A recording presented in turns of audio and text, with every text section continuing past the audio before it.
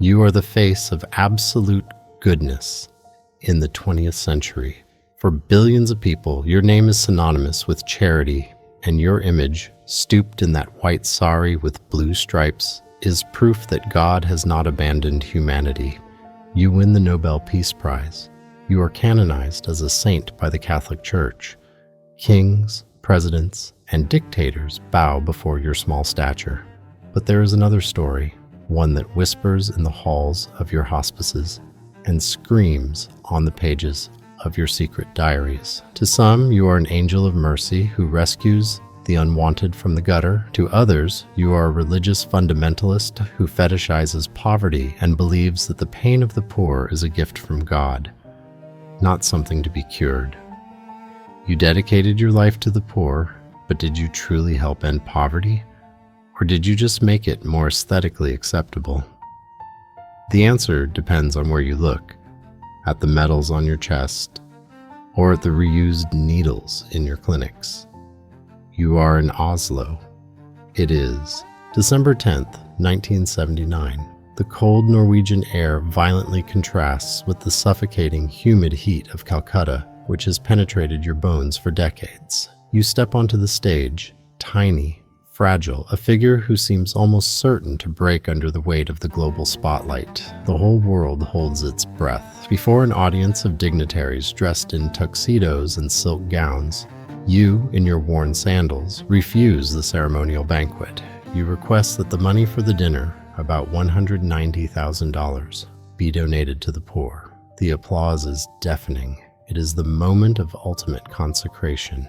The official narrative says that you are the saint of the gutters. They say you see the face of Christ in every dying person, covered in maggots that you pick up from the filthy streets of India. The story tells that you abandoned comfort to live among the rats and the misery, offering dignity to those the world treated like trash in Catholic schools and secular newspapers.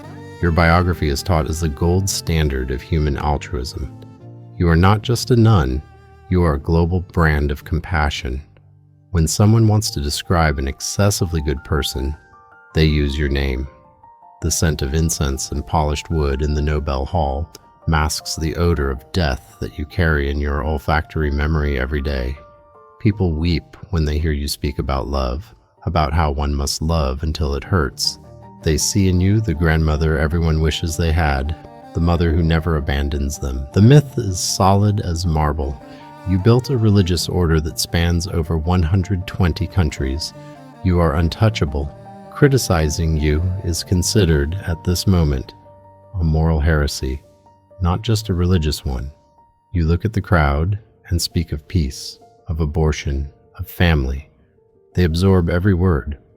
But while the flashbulbs pop, blinding your already tired eyes, there is a truth you keep under lock and key within your chest, a spiritual darkness the world cannot know, for it would destroy the hope you represent. They see the light. You, for years, have only seen silence. It all begins far away from the spotlight. In Skopje, in modern-day North Macedonia, you were born in 1910, the daughter of a prosperous Albanian family. Your name is Anjeza. You are only 8 years old when your father dies, possibly poisoned by political enemies, and the secure world of your childhood collapses. But it is at age 18 that you make the decision that will erase Anjeze forever. You leave your mother and sister, knowing with that cold certainty only young fanatics possess, that you will never see them again, and you truly won't. You leave for Ireland to learn English, but your destiny is India. The voyage by ship is long. The smell of salt and brine makes you sick, but your determination is ironclad. When you arrive in Calcutta, the sensory shock is absolute. The 104-degree heat, the sickeningly sweet smell of garbage, rotting in the sun, the sight of skeletal bodies that look like they are part of the sidewalk. For nearly 2 decades, you are a geography and history teacher at the Loreto Convent, sheltered behind high walls, teaching girls from wealthy Bengali families. It is a safe, respectable, and orderly life. But that safety suffocates you. It is September 10th, 1946. You are on a train bound for Darjeeling for a spiritual retreat. The train rattles violently. The sound of metal against metal is hypnotic. Looking out the window, watching the misery stream past like a green and brown blur, You hear what you will later call the call within the call, an imperative voice. You must leave the convent. You must live with the poorest of the poor, not merely serve them, but become one of them. The decision is radical. It demands courage. It demands madness.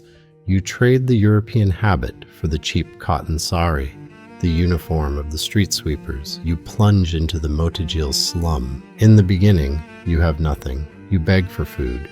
You teach the children the alphabet by scoring the dirt ground with a stick. The smell of human excrement is constant, saturating your clothes, your hair, your skin, but you feel a fierce joy. You are, finally, doing God's work. The first companions join you, former students inspired by your sacrifice. The church, skeptical and bureaucratic, takes 2 years to approve your new order, but you win through sheer persistence and unshakable faith. You found the missionaries of charity. You start collecting the dying whom hospitals reject. You are a rising hero, a lone woman challenging the caste system and colonial indifference. In this moment, your purity of purpose is undeniable. You have no money, you have no power, only a titanic will to serve. You believe you are saving bodies and souls. What you do not know as you clean the wounds of a leper for the first time is that the structure you are about to build will grow so vast that it will escape your human control, becoming a global machine where charity and dogma will collide catastrophically. The fracture doesn't begin externally, it begins within you. It is the early 1950s. The world begins to discover you. The BBC comes to film. Journalists write glowing profiles. The money starts pouring in, first in crumpled rupees, then in $1,000 checks, then in bank transfers of millions.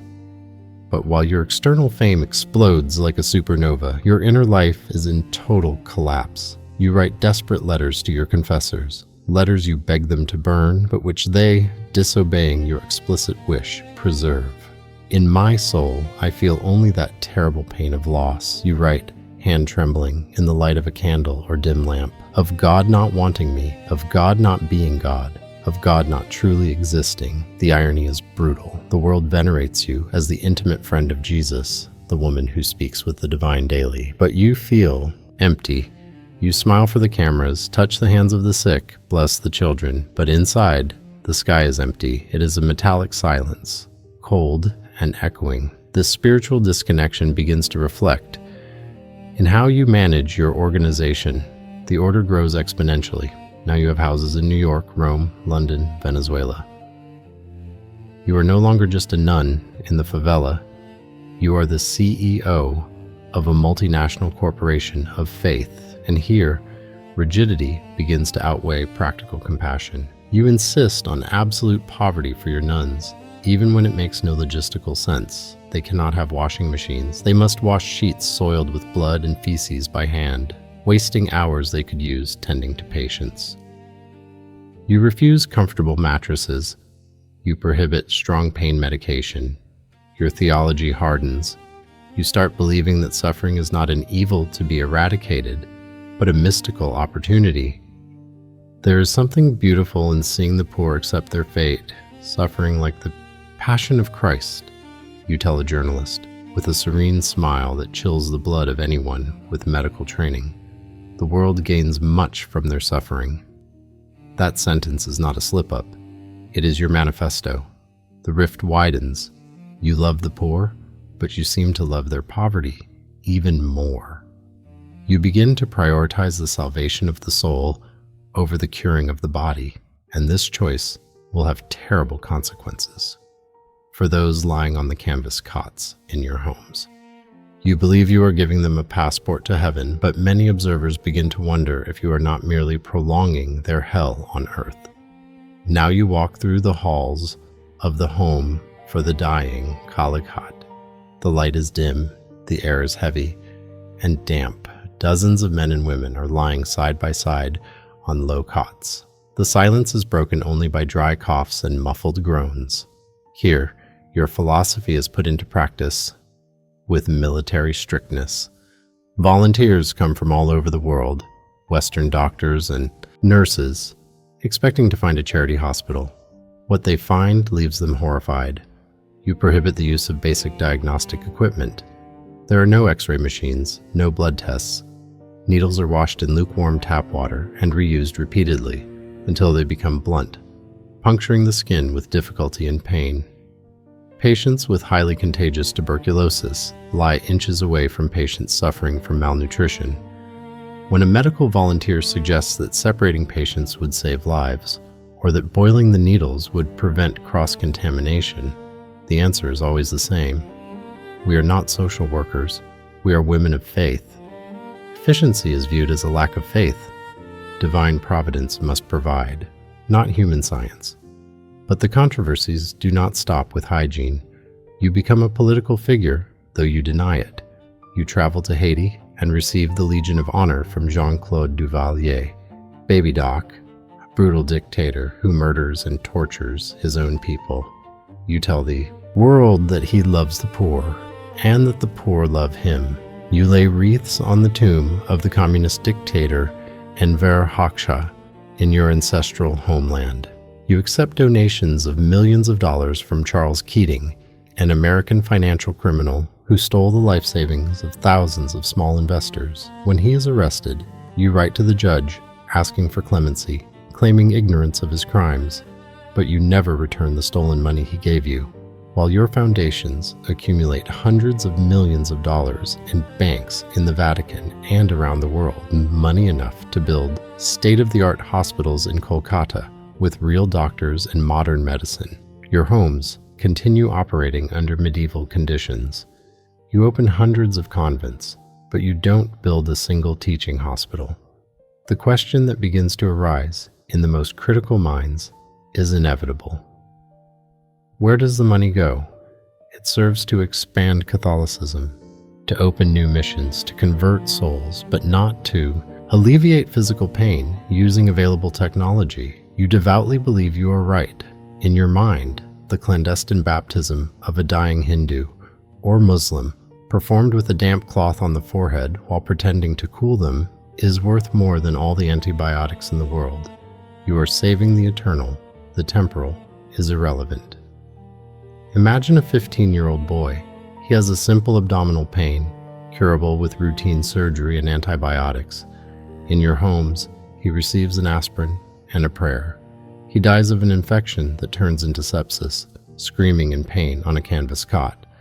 This boy is not a statistic. He is a direct consequence of your theology.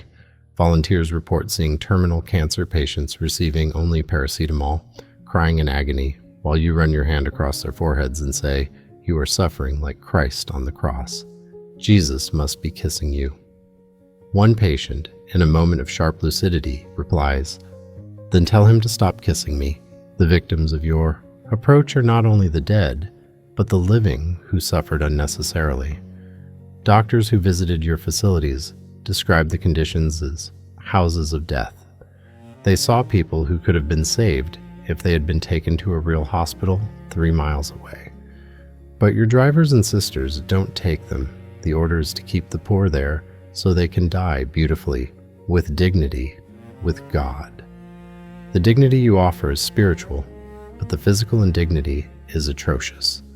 On the other hand, there are those who argue that before you, these people died in the gutter, eaten by rats and ants, alone and untouched. You took them in. You touched the untouchable skin of the Dalits. You looked into the eyes of those whom Indian society spit on. For these thousands of people, you were the only human hand they felt before the end. Isn't that valuable? Does Western criticism, with its aseptic and safe hospitals, have the right to judge the chaos of Kolkata's misery? You offer love where there was none. But is love without morphine? When you have the money to buy morphine? Love or pious sadism? The final and cruelest irony occurs when you yourself fall ill. When your heart fails, when you need care, you don't go to one of your homes. You are admitted to state-of-the-art, modern hospitals in the United States and India. You receive the best treatments, the best doctors, the best painkillers. You have a pacemaker, complex surgeries. For you, Western medicine. For them, divine providence and paracetamol. This hypocrisy does not go unnoticed, but it is muffled by the global chorus of adoration. While you build your legacy of sanctity, the shadows in the corners of your dormitories lengthen, filled with unanswered questions and unalleviated pain. It is September 5th, 1997. Your tired heart stops beating. The world goes into official mourning. India grants you a state funeral, the same honor given to Mahatma Gandhi. Your body is transported in the same gun carriage. Millions mourn in the streets. The Catholic Church, eager to have a modern, media-friendly saint, accelerates the canonization process, ignoring the traditional rule of waiting 5 years. You become Saint Teresa of Kolkata in record time. Your image is immortalized in icons, statues, and stained glass. But time, that relentless judge, begins to erode the veneer. Documentaries like Christopher Hitchens' Hell's Angel and books by researchers begin to circulate. Questions about the opaque finances, the friendships with dictators, and the medical negligence grow louder. Academic studies question the miracle of her canonization. Modern India is beginning to reject the image that Kolkata is simply a city of the dying, an image you helped crystallize in the Western imagination. Hindu nationalists accuse you of using charity as a facade for mass religious conversion. Today, your legacy is a battleground. For the church and for the faithful, you are the ultimate example of Christian charity, the woman who did what no one else wanted to do. For humanist and medical critics, you are a symbol of what is wrong with religious charity, dogma above humanity, the glorification of others' suffering. Your homes remain open. The sisters still wear their white and blue saris. But the world has changed. Information circulates. You left behind a billion-dollar organization and an indelible mark. But the doubt persists, lingering like the fog over the Hooghly River. Were you a saint who sacrificed for the poor, or a fanatic who sacrificed the poor for her faith? History has not yet decided on you. Perhaps it never will. You remain simultaneously on the altar and on the defendant's stand, looking at us with that enigmatic, wrinkled smile, challenging us to define what, after all, true goodness is. Do your ends justify your means? Looking at the life of Mother Teresa, we are forced to confront our own concepts of charity and justice. Is it better to die holding a helping hand but feeling excruciating pain, or to die alone but medicated? Can you be a heroine and, at the same time, have caused avoidable suffering? History is rarely black and white. It is made of painful grays. What about you? How do you judge the woman the world called a saint? Share your thoughts. The truth, as always, is far more complex than the legend. You live this life, but there is another waiting for you, another choice, another destiny, another truth no one told you. The next life is next door. Can you handle it? If this life marked you, leave a like. Share so others can experience what you just felt. And subscribe, because every week you become someone else. History doesn't wait. Will you?